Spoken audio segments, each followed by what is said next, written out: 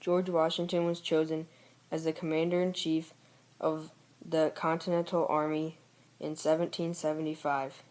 He was chosen over others, such as John Hancock, because he had a lot of experience and had a good reputation among the people.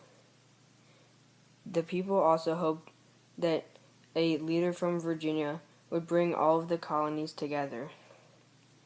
Washington resigned his commission as a commander-in-chief on December 23, 1783.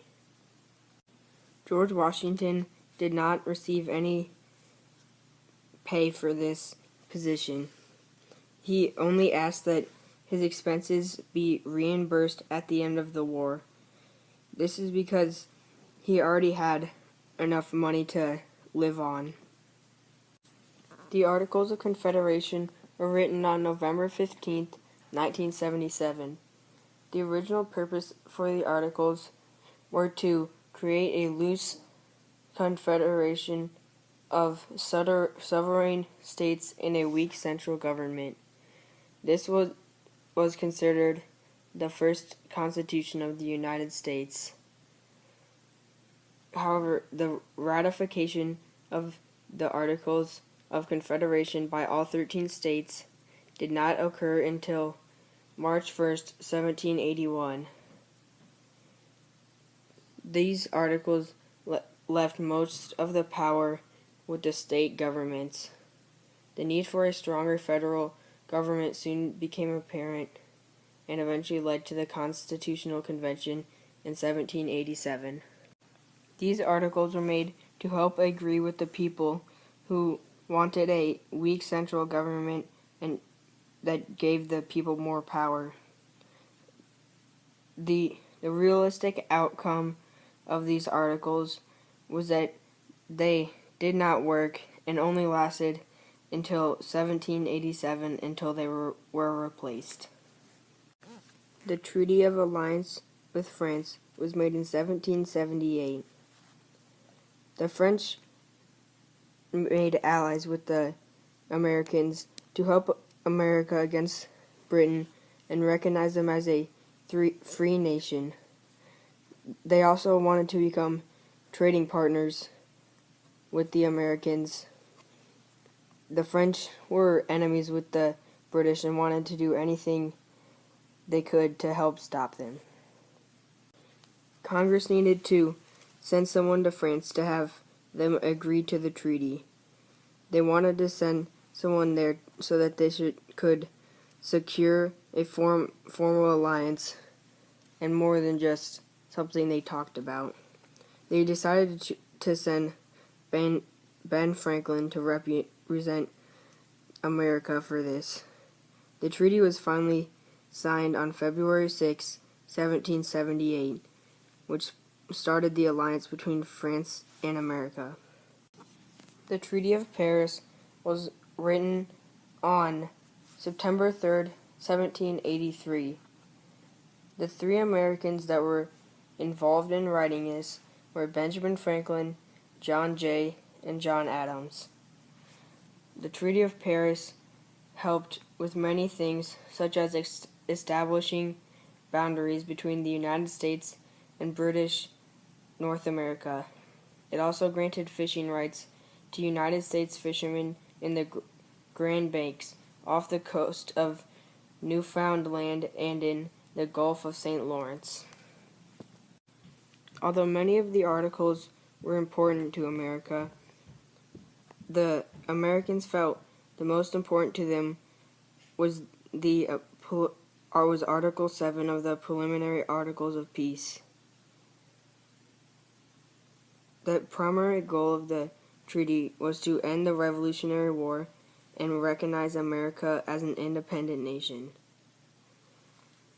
The Richard Osborn represented the British in the signing of this treaty. The Declaration of Independence was written in 1787. The goal of the Declaration was so that they were hoping to get financial or military help from countries who were traditionally enemies with Britain, such as France. Also, it announced their freedom to the whole world and made it official that they were their own country. Thomas Jefferson was the one who came up with the idea and started the Declaration of Independence, but while he was writing it, he requested John Adams to help him come and write it. The Declaration also helped other countries. It influenced them to revolt against their leaders who were under the similar situations, such as the French Revolt. The Federalist Papers were written from October 1st, 1787 to 1788.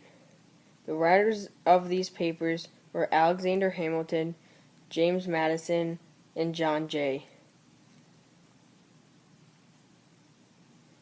There were 85 of these written.